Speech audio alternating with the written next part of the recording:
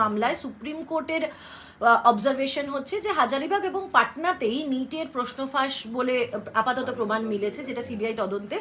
এখানে যে সিস্টেমিক ফেলিয়ারের কথা বলা হচ্ছিল, সেরকম কোনো সিস্টেমিক ফেলিয়ার বা পদ্ধতিগত ত্রুটি পাওয়া যায়নি, কি বলে? দেখুন, প্রথমত আমি বলি যে আমাদের মাননীয় মন্ত্রী ধর্মেন্দ্র প্রধান সাহেব থেকে শুরু করে সবাই আমরা একটা কথাই বলেছিলাম যে আদালতের যে রায় আসবে সেই রায়কে আমরা মেনে নেব। আদালতের উপর আমরা পূর্ণ ভরসা রেখেছিলাম।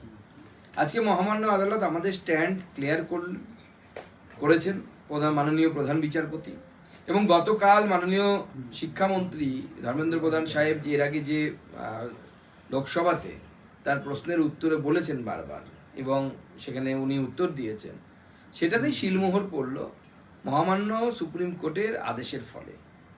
তার কারণ হচ্ছে আদালতের, আমি যদি রায়কে কোট করি একটা জায়গায়, আমি চিফ জাস্টিস ডিওয়াই চন্দ্রচূড় বলছেন, at the present stage there is an absence of materials on record to show results to the exam where vitiated or this was a systemic breach in the conduct of the exam. তো অর্থাৎ আদালতের রায় পরিষ্কার হয়ে গেল যে আমাদের বিরোধীরা যে অপপ্রচার করছিলেন, যে লিক হয়ে গেছে, অমুক হয়ে গেছে, ব্রিজ অফ স্যাংটিটি হয়েছে, সেগুলো সমস্ত কিছু মিথ্যে প্রমাণ হয়েছে, এবং আদালতের সামনে এমন কোনো তথ্য প্রমাণ কেউ তুলে ধরতে পারেননি যার দ্বারা প্রমাণিত হয় যে একটা বড় কোনো ঘটনা ঘটেছে। এক জায়গায় লিক হয়েছে, পাটনা এবং হাজারিবাগে, সেখানে একটাই এফআইআর হয়েছে, এখনো পর্যন্ত সিঙ্গেল এফআইআর, এবং তার ফলে আদালত যে সিদ্ধান্ত নিয়েছে আমরা সেই সিদ্ধান্তকে মেনে নিচ্ছি। আগামী দিনে কাউন্সিলিং হবে এবং ছাত্রছাত্রীরা সামনের দিকে জীবনে এগিয়ে যাবে। নতুন করে আবার সব ফল প্রকাশ হবে তো? দেখুন, আমাদের আদালত যেভাবে নির্দেশ দেবে আমরা সেই পথে চলব। আদালত অলরেডি, আপনারা জানেন যে ছাত্রদের নাম উল্লেখ না করে আমরা নাম্বার দিয়ে দিয়েছি, এবং সমস্ত কিছু সেখানে অ্যান্সার থেকে সমস্ত কিছু দেওয়া হয়েছে। তাতে অবজেকশন থাকলে সেই অবজেকশন জানাতে বলা হয়েছে। অর্থাৎ আমরা চাইছি যে পুরো সিস্টেমটা সামনের দিকে এগিয়ে যায়, ছাত্রছাত্রীরা ভর্তি হোক, কাউন্সিলিং হোক, এবং তাদের পঠন পাঠন শুরু হোক। বিরোধীরা কোমর বাঁধছে যে এবারের চলতি অধিবেশনে তারা এডুকেশন সেক্টর নিয়ে সরকারকে সব থেকে বেশি কোণঠাসা করবে। আজকের রায় কি বিরোধীদের জন্য একটা বড় ধাক্কা হতে চলেছে? দেখুন, আজকের রায় তো প্রমাণ করে দিল না, আমাদের বিরোধীরা, বিশেষ করে রাহুল গান্ধী থেকে শুরু করে তৃণমূল কংগ্রেস থেকে শুরু করে যারা বলছিলেন এবং উল্টোপাল্টা কথা বলছিলেন, যারা যে এটা এই হয়েছে, টোটাল ব্রিজ হয়ে গেছে, একটা বড় চক্র চলছে, কিচ্ছু প্রমাণিত হয়নি। এমনকি অভিষেক ব্যানার্জি তার ধর্মতলার সভা থেকে তিনি পশ্চিমবঙ্গের চাকরি চুরিকে এর সাথে অ্যাডপার করে দেওয়ার চেষ্টা করলেন, যেখানে চাকরি চুরিটা, পশ্চিমবঙ্গের চাকরি বিক্রিটা সম্পূর্ণভাবে সরকারি প্রোৎসাহনে হয়েছে, সরকারের তন্ত্র সেখানে জড়িত ছিল। 8 তলায় বিকাশ ভবনের 6 নম্বর ঘরে বসে এমনকি ফেক ইন্টারভিউ পর্যন্ত হয়েছে। আসবে আগামী দিন এগুলো সামনে, আমাদের কাছে সব খবর আছে। এমনকি পুলিশ প্রশাসনকে নোটিশ পাঠানো হয়েছিল যে ভিড় কন্ট্রোল করার জন্য আপনাদেরকে ব্যবস্থা নিন। সেটাকে এর সাথে তুলনা করে পশ্চিমবঙ্গের চাকরি চুরিকে লঘু করার চেষ্টা করেছিল। সেটা হবে না। চাকরি চোরেরা জেলের ভেতরে আছে, আগামী দিনে আরো বড় বড় চোরেরাও জেলের ভেতরে যাবে। সুকান্তদা, আজকে মুখ্যমন্ত্রী ঘোষণা করেছেন ক্লাবের, বিভিন্ন ক্লাবকে যে অনুদান দেওয়া, তাতে 15,000 টাকা বাড়িয়ে 85,000 টাকা করে ক্লাবগুলোকে দেওয়া হবে অনুমোদন, এবং তার সঙ্গে সঙ্গে তিনি জানিয়েছেন যে ক্লাবের যে বিদ্যুতের বিল তাতে 75% ছাড় দেওয়া হবে। দেখুন, উনি ক্লাবকে টাকা দেবেন, দিন, কেউ তো মানা করেনি, কিন্তু তার সাথে সাথে ডিএটা দিন, চাকরিটা দিন, জিনিসপত্রের দাম কমান, বিদ্যুতের দাম বাড়াবেন না, এগুলো তো করুন। এগুলো তো আরো বেশি দরকার, কারণ যে লোকগুলো বা যে ছেলেগুলো ক্লাবে গিয়ে ক্যারাম খেলবে, আনন্দ করবে, ফুটবল খেলবে বা অন্য কিছু করবে, তাদেরও তো বাড়িতে বিদ্যুতের বিলটা আসছে। ক্লাবের না হয় বিদ্যুৎ বিলে উনি 75% ভর্তুকি দিচ্ছেন, বাড়ির বিদ্যুৎ বিলটা কি হবে? সেখানে তো সিইএসসি আর WBSEDCL মিলে তো লুট হচ্ছে, হরির লুট চলছে, এবং সেই টাকার ভাগ মমতা বন্দ্যোপাধ্যায়ের কাছে যাচ্ছে। সেই একই সিইএসসি রাজস্থানে বিদ্যুৎ কম পয়সায় বিক্রি করছে, আমাদের আপনাদের পকেট কেটে মমতা বন্দ্যোপাধ্যায় এই টাকা চুরি করছে। আচ্ছা, আরেকটা, হ্যাঁ, করছি। যাদের জন্য ক্ষমতায় তাদের প্রতি বিশেষ আনুগত্য, বিহার অন্ধ্রপ্রদেশের জন্য বিশেষ প্যাকেজ, ফের বঞ্চনা বাংলায়। দেখুন, বাংলার কোনো বঞ্চনা হয়েছে বলে আমার মনে হয় না। তার কারণ হচ্ছে বাংলার যে পূর্বোদয় বলে যে প্রকল্প কেন্দ্র সরকার নিয়েছে, তাতে বাংলাতে আগামী দিনে অনেক বড় কাজ হবে। প্রত্যেকটি বাংলার মেট্রো চালু যে প্রকল্প, মেট্রো প্রকল্প থেকে শুরু করে আমাদের যে ন্যাশনাল ইনস্টিটিউটগুলো আছে, সে ন্যাশনাল ইনস্টিটিউট অফ হোমিওপ্যাথি বলুন বা IIM জোকা বলুন বা খড়গপুর IIT বলুন, প্রত্যেকটি ক্ষেত্রে সরকার বাজেট বৃদ্ধি করেছে। এবং দেখুন, বাজেট গোটা দেশের হয়, তাতে এই যে কর্মসংস্থানের নতুন দিশা এই বাজেটে আছে, তো সেই বাজেটের লাভ তো পশ্চিমবঙ্গ পাবে। কিছু কিছু রাজ্যকে সাময়িকভাবে কিছু দেয়া হয়েছে, কারণ সেই রাজ্যগুলো একসময় ডিভিশন হয়েছে, তাদের ভেঙে আলাদা রাজ্য তৈরি হয়েছে, নতুন রাজ্য তৈরি হয়েছে, সেই জন্য তাদেরকে কিছু বরাত পাইয়ে দেওয়া হয়েছে। আগামী দিনে পশ্চিমবঙ্গেও যুক্ত পারে, কিন্তু পশ্চিমবঙ্গে তো কাজ করার জন্য তো আপনাকে তাকে টাকা পাওয়ার জন্য তাকে কাজ করতে হবে। ক্যাপিটাল এক্সপেন্ডিচারে কেন্দ্র সরকার টাকা দিয়েছে বিহারে বা অন্ধ্রপ্রদেশে। পশ্চিমবঙ্গের একটা ক্যাপিটাল এক্সপেন্ডিচার প্রকল্প বলুন না, নাম বলুন না। মুখ্যমন্ত্রী তো ক্যাপিটাল এক্সপেন্ডিচারে পয়সাই খরচ করে না। কেন্দ্র সরকার তো ক্যাপিটাল এক্সপেন্ডিচারে পয়সা দেওয়ার জন্য রেডি আছে। মুখ্যমন্ত্রী কোথায় পয়সা খরচ করেন?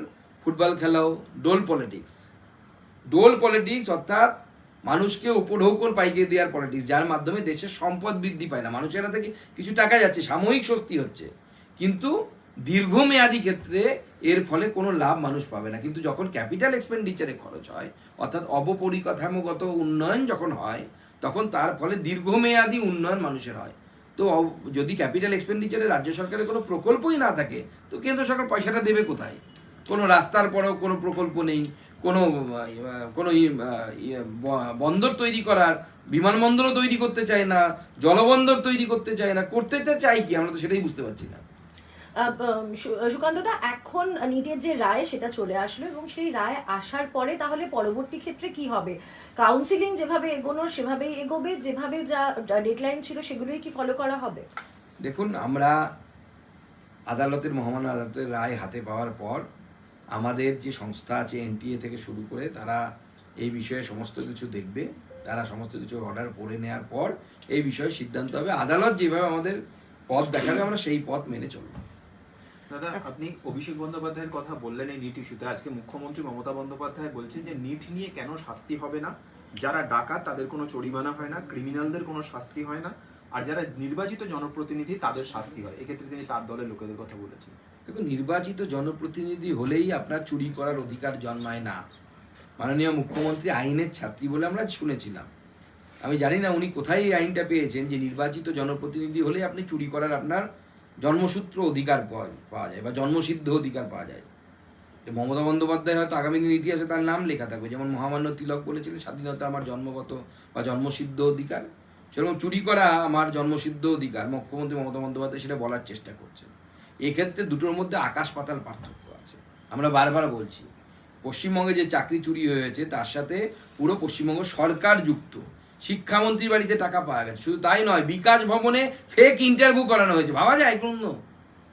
আর এখানে অভিযোগ কি? কোনো একজন কোশ্চেন নাকি লিক করেছে, সে তো সরকারের কেউ না, বাইরে থেকে কেউ একজন লিক করার চেষ্টা করেছে।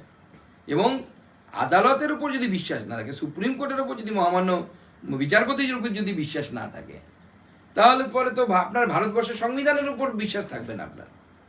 তা আপনার যদি সুপ্রিম কোর্টের উপর বিশ্বাস না থাকে, হাইকোর্টের উপর বিশ্বাস না থাকে, এখন তো সুপ্রিম কোর্টের প্রধান বিচারপতিকে কোন দিন মমতা বন্দ্যোপাধ্যায় হয়তো বলবেন বিজেপির বিচারপতি। দাদা, আজকে অভিষেক বন্দ্যোপাধ্যায় বাংলার বঞ্চনা নিয়ে বাজেটে বলতে গিয়ে বলেছেন এটা আপনাদের স্ট্র্যাটেজি। যেমন আপনাদের বিরোধী দলনেতা বলেছিলেন যে যারা আমাদের সাথে আমরা তাদের সাথে, যেহেতু পশ্চিমবঙ্গ সরকারের বিরোধিতা করছে সেই জন্য পশ্চিমবঙ্গের জন্য কোনো বাজেট বরাদ্দ নেই। দেখুন, পশ্চিমবঙ্গের জন্য, পশ্চিমবঙ্গের, আমি আগেই বলেছি, পশ্চিমবঙ্গে যতগুলি সরকারি প্রতিষ্ঠান আছে, প্রকল্প চলছে, রেল থেকে শুরু করে মেট্রো রেল থেকে শুরু করে সব জায়গাতে কেন্দ্র সরকারের যে আর্থিক যে আবন্টন বা যে স্যাংশন, সেই স্যাংশন বেড়েছে। প্রথম কথা হচ্ছে এটা। দ্বিতীয় কথা হচ্ছে, দেখুন, এই বাজেটের মূল বিষয় হচ্ছে কি? কর্মসংস্থান। এখানে কি নিয়েছে মাননীয় প্রধানমন্ত্রী? যে নতুন বা মাননীয় প্রধানমন্ত্রীর নেতৃত্বে আমাদের অর্থমন্ত্রী যে বাজেট ঘোষণা করেছেন, তাতে বলা আছে নতুন এমপ্লয়ি নিলে পরে তার 1 মাসের ওয়েজেস কেন্দ্র সরকার ভরবে। তারপরে বলা হয়েছে কি, আপনি নতুন লোককে চাকরি দিলে তার যখন EPF অ্যাকাউন্ট তৈরি হবে, সেই EPF-এ যিনি কর্মচারী তাকে কেন্দ্র সরকার সাহায্য করবে সেই ইপিএফ অ্যাকাউন্টে পয়সা দিয়ে, প্লাস যে ইপিএফ অ্যাকাউন্টে এমপ্লয়ার যে কন্ট্রিবিউশন করে তার 3,000 টাকা পর্যন্ত কেন্দ্র সরকার সেই এমপ্লয়ারকে ফেরত দেবে। অর্থাৎ এমপ্লয়ারকে সরকার ইনসেনটিভ দেবে নতুন লোককে কাজে নেওয়ার জন্য, অর্থাৎ নতুন কর্মসংস্থান জেনারেট করার জন্য। তো এর লাভ পশ্চিমবঙ্গকে তো নিতে হবে, নতুন শিল্প আনতে হবে, কর্মসংস্থান আনতে হবে, এইভাবেই তো কর্মসংস্থান হবে। এবার অভিষেক বাবু সেটা হয়তো বুঝতে পারেন না বা বুঝতে চান না। ওনারা চাইছেন কেন্দ্র সরকার ওনাদেরকে টাকা দেবেন এবং সেই টাকা উনি লক্ষ্মীর ভাণ্ডার, অমুক ভাণ্ডার, তমুক ভাণ্ডার করে লোককে দেবেন, নিজের পার্টির ক্যাডারদেরকে দেবেন। সেটা তো হবে না। আপনি যেটা বলছিলাম ক্যাপিটাল এক্সপেন্ডিচারে খরচ করুন, কেন্দ্র সরকার ক্যাপিটাল এক্সপেন্ডিচারে পয়সা দেওয়ার জন্য তৈরি আছে।